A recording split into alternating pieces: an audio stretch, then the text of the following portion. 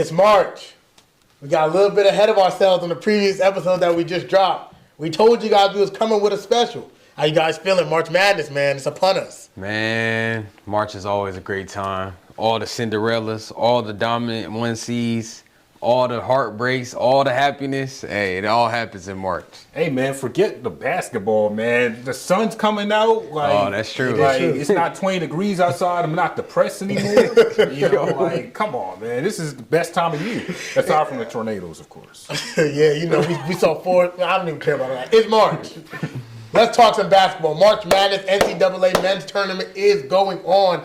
And we said we're going to recap after the round of 32 ended. And now we're here. Sweet 16 is upon us. Elite 8 is upon us. Championship is in a couple of weeks. The Elite 8 and the Sweet 16 will be played this Thursday and Friday. And the Elite 8 will be played Saturday and Sunday. And we'll see what teams going into the Final Four. But, guys, let's get into the topic. First topic of the day is, what was the biggest surprise in round one? And what are you guys' thoughts about it?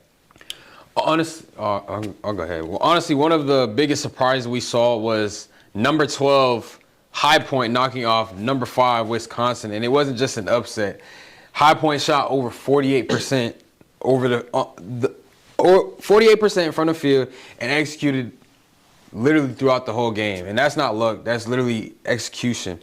And then another one that really stood out to me was number 11, VCU Rams, taking down number 6, North Carolina.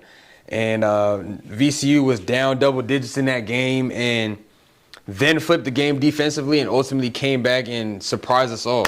Shane, I know you have a lot to say about that High Point before you get to your real point. High Point, well, no pun intended. My real point is High Point winning against number 5, Wisconsin. Against number 5, Wisconsin was not a surprise because I picked High Point. I would agree. And VCU as well. I didn't pick VCU, but I'm not surprised neither because North Carolina, in my opinion, was overrated predominantly the whole season. Were they overrated, or was Caleb Wilson's injury that big that it derailed the value of the team? Caleb Wilson. Or you think they're overrated with Caleb Wilson? I think they're overrated with Caleb Wilson. Caleb Wilson's a top 10 player, one of the best forwards/centers in this upcoming draft. But I mean, he's not a guy like Daryl Peterson or AJ DeBoski that's going to put up 35 points and carry his team to the second round, in my opinion. He might put up, a good 15-point double-double, of course, NBA translated. But he's like a Patrick Williams, in my opinion. Right? Patrick Williams is not carrying Florida State to the Final Four. Okay. But great player. Who's your biggest surprise? But my biggest surprise actually comes from a Power 5 school or Power 4, whatever it is in basketball. It doesn't come from one of those, random schools that we come to expect in March Madness. It actually comes from Iowa. Iowa, I had Clemson beating them in the first round, and they took care of business with Clemson. But really the big surprise game against the number 1 seed, defending national champion, the Florida Gators. Like that's big stuff. I did not expect that to knock out the number 1 team in the SEC. And I will tell you, you should have expected it just a little bit. Maybe, because you're an SEC homer. So, you be sleeping on the Big Ten like these, right? Man, not in basketball. If you would have, because, Big Ten run football and basketball. Come on now. I don't know. But if you would have known, Iowa plays defense. It's something about Iowa basketball and football, but they're going to play defense. That's one thing that they can do. They're going to block. They're going to play defense. They're going to do all the physical things that are happening in the game. Yes. And that's what Iowa does. And this Iowa team, I saw them give Michigan problems. I saw them give Ohio State problems. Ohio State beat them. But this Iowa team can shoot the lights out and they defend. And I had said before the game when we were talking in our group chats and stuff, I said, I didn't pick Iowa. I picked Florida to win. But I said Iowa is the type of team that can shoot threes and defend to give a team like Florida who likes to rebound. They have the best front court in college basketball, but their guards are a little shaky. And Iowa can give them a lot of trouble, and that's what we saw. And star guard Bennett Sturts, he didn't even have a good game. He didn't hit a single three, but, it's March. All it takes is one shot, and that's what we saw. My biggest surprise, I'm surprised nobody said Texas, but my biggest surprise is Tennessee. Okay. It's not in terms of Cinderella story or what they can do, but I didn't see them being this dominant. I didn't see Gillespie elevating his game to this level where, on the regular season, he averaged 18 points per game, and led Tennessee in a lot of major categories. But now in the tournament, he's elevated his game to 25 points per game on 60% shooting from three. I had to lose it to Miami, Ohio in the first round. Might have been a little bit of bias, but I had them losing to them. But Gillespie and Tennessee shut that down. Miami, Ohio. And Nate Ahmed, star freshman forward, he hadn't even played a good game yet. And Tennessee is rolling through the competition. What they did, who did they just beat? Virginia. Virginia was a good team who gave Duke trouble. Tennessee, it was a close game, but Tennessee controlled that game the whole way through. So now going up against Iowa State in the Sweet 16 without their best player, Joshua Jefferson, Tennessee might be able to make some noise. And I believe if they can get through Iowa State, Tennessee's knocking off Michigan. Michigan? Yes. Or maybe even Alabama, another SEC foe. Yes, it is true. It is true. But yes, Tennessee, that is a team who has surprised me, especially how they're doing it without Nate Ahmed not playing good basketball or the basketball he played in the regular season. They're still finding a way to dominate teams, and that's been good to me. But you guys contender. Who did you guys have going into the tournament? Are they already knocked out? Did any of you guys pick Florida? Or how are you feeling about them going the rest of the way? Coming into the tournament, I was really high on number 2, Houston Cougars. And a big reason why is their history. This is a program. Kelvin Sampson. This is a program that's been right there multiple times, but hasn't been able to finish. You go back to 2021, they make the Final Four run, but fall to the Baylor Bears. That Baylor team was nice. Dismantled Gonzaga, which was undefeated. That Baylor team that defense was Davion Mitchell and Jared Butler. Davion Mitchell. Sheesh. Then 2022, an Elite Eight appearance versus Villanova, but their offense struggled a lot in that game. And then last year, Walter Clayton Jr. But they get all the way to the national championship and lost to a heartbreaker to the Florida Gators, 65-63. So this is a team that felt that moment multiple times, and they know what it's like to be close and come up short. Now, fast forward to this year, they beat number 16 Idaho, by over 20. That's no surprise, and followed up with a strong win over number 8 Texas A&M. And what stands out is they're holding teams under 40% shooting. Yeah, that's elite. They slow the game down. They don't turn the ball over, and defensively they make every possession tough. And in March, that matters. And honestly, after falling short over and over again, Final Four, Elite Eight, national championship, I think this is their year to overcome that hill and ultimately get the glory in hosting a championship. And I picked Houston to make the Final Four, obviously, and go against Duke. But you went all that, and you didn't even mention Kingston Fleming's star freshman guard. I think he is the missing piece because Shed from last year, right. Jamal Shed, Kingston Fleming is miles better than Shed. And that's no knock to Shed. Shed was a great player at Houston, but Kingston Fleming is that good. And I believe the Houston Cougars low-key remind me of the Buffalo Bills, man. They get in the playoffs and they do exactly what they need to do, but it's just not enough to get to that to just get to the Super Bowl. They got to the championship, but to ultimately win it. You know what I'm saying? Go ahead, though. Right. With no surprise, I think the field really is picking this team to win the national championship. By the field, you mean you, right? Well, and 60% of America. the Duke Blue Devils. America is always picking Duke, bro. Every year, Duke, and America is proven wrong every time. Go ahead. Let me tell you why, though. Let me tell you why. This Duke team is irregular from what we typically see from a Duke team in the past, right? Typically, when people think of Duke, star player going number 1. I don't think it's irregular. Flag, and then underperforms and loses in the Final Four. Right. I don't think this team's any different. Irregular, Continue. bro. Any different though? But who's their star player? Carlos Boozer, his son? Like, come on, man. Like he's a typical forward that plays in the system where he can succeed, right? But let me explain why. The Duke Blue Devils are going to take it home because they play in the system that John Shire has built and developed from Coach K. John Shire, I know Coach K has the championships, right? I know he has the championships. Shire's been there like 4 years. But coaching-wise, I'm taking John Shire over Coach K in his last 10 years. Shire's been there like 4 years, by the way. I'm taking Coach K or John Shire over Coach Bro, K. John Shire almost got out by the head coach. If he just put his bench players in, we might not be having the conversation. Look at Coach K, though. Coach K has had Zion Williamson. Bro, they didn't even win with that team. He has had, who else? Kyrie Irving. He's had Kyrie barely played. Jason Tatum. Did he win a championship with Jason Tatum? Nah. Duke as a whole hasn't won since 2015. Exactly. So Coach K and John Shire have had great rosters and underperformed. John Shire hasn't had a roster like Coach K has. That may be true, but now, last year with Cooper Flagg, they were up on Houston and they choked and lost the game. That's Cooper Flagg's fault, though. That's not John Shire. Okay. But my team, who I have winning it all, it's a team. It's a good team, but it doesn't feel like the sexy pick. It doesn't feel like the right pick. You know, it doesn't feel like a team where everyone is gravitating toward them. They don't have the aura. Right. They don't have the pull. Correct. They just go out there and play dominant basketball. And that's the Arizona Wildcats. Mm-hmm. When you look at what they have done throughout the year, they were one of the last undefeated teams. Just straight domination every time they step on a basketball court.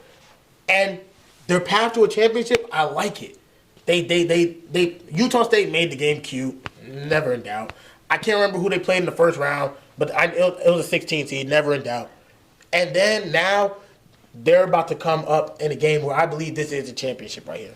Arkansas versus Arizona, right here in the Sweet 16. You think so? On Thursday night. In the Sweet 16, this is the championship? What A-Cuff is doing is amazing. But look, oh, no. This Arkansas team doesn't really play defense. They're prone to give up a lot of high-scoring games, as we've seen so far in the tournament. Last game gave up 70 to Hawaii. Gave up 90. They were in the 90s. Gave up 90 to High Point. So Arizona defends. Arizona plays team basketball as a whole, and man, Koa Pete, he's a top 10 draft pick right there.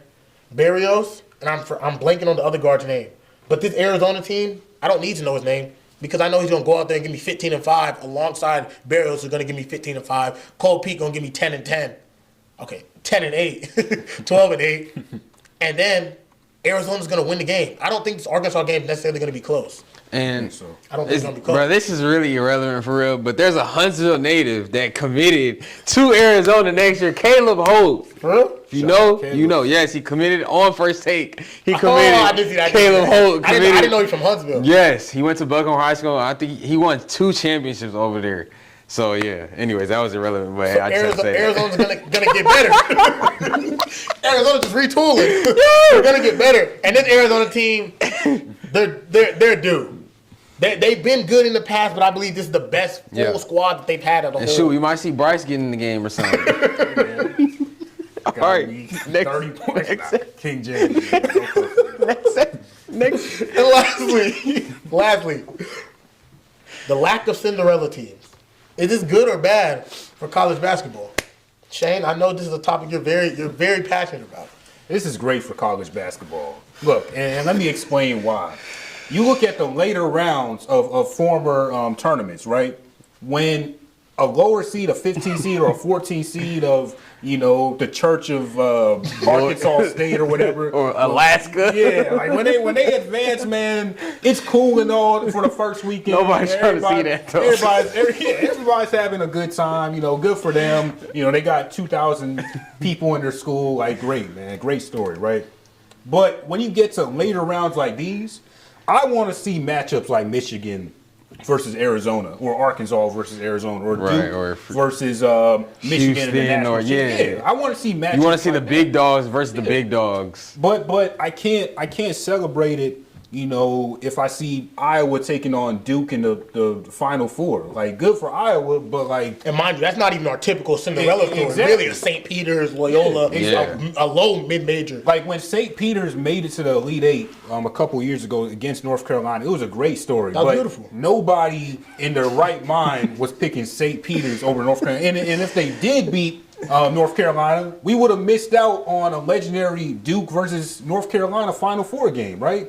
And, of course, North Carolina took care of St. Peter's, and we got that matchup, right? But in terms of the later rounds, Cinderellas are bad for basketball. We're bad for the NCAA tournament because... Bruh, So John... Anyways. Real quick. I really think it depends on what you're looking for. Because, yeah, you had flashes of number 12 High Point and number 11 VCU. They had their moments, but we haven't seen one team really take the tournament yet. Or obviously, it's still early. It's still like the biggest Cinderella would be Texas. Right. And Texas is a Power 5 school in a big SEC conference. It's still early in the tournament. 16 teams left. And on the other side, look who's advancing. Number 1, Purdue, efficient offense, shoot over 50%, and number 2, Arizona Wildcats, face fast-paced, high-scoring, and number 1, UConn Huskies. Balanced, everything's balanced about that team. So maybe we're missing that Cinderella right now, but what we're getting instead is high-level basketball. You know what I'm saying? To your point, I can agree with you to a certain extent. I don't think it's bad for basketball for Cinderella teams, but I still think that the high-level basketball is a beautiful way to see. Not to say that the smaller schools and the underdogs don't play high-level basketball, but it's really just talent gap. Talent. And it's a talent more than gap. talent, money. It's a money gap. They NIL, small schools don't have that. But to sum it all up, guys, I have to disagree completely. I believe Cinderellas are great for basketball and for March. For the one sole fact, right? I always believe this, but the one sole fact that hits home for all of us. What? The 2025-2026 Oakwood Ambassadors. Hey, man. No one expected this team who started the tournament to go and win 4 games. And the game versus Tougaloo that they lost, it wasn't even a blowout type of game. You heard Coach Jacobs say in the interview, if they just had 1 day of rest, he felt like that would have changed the outcome. And in March Madness, you got a lot of days of rest. You look at St. Peter's. Though this did have nothing to do with basketball, but a dude like Doug Eater, man, that made his whole life. Right. He's coaching basketball now. Right. Who would have ever told him he's coaching basketball? Dudes like that, Cinderellas, outside of even just basketball, they create stories for people. Alongside 2018 Loyola, my favorite Cinderella. That's like the first Cinderella I watched. They shine the light on the people that. Yes, the little schools. They knocked off Miami, and then they went on a run. Every game came down to a buzzer beater. Those type of moments create March.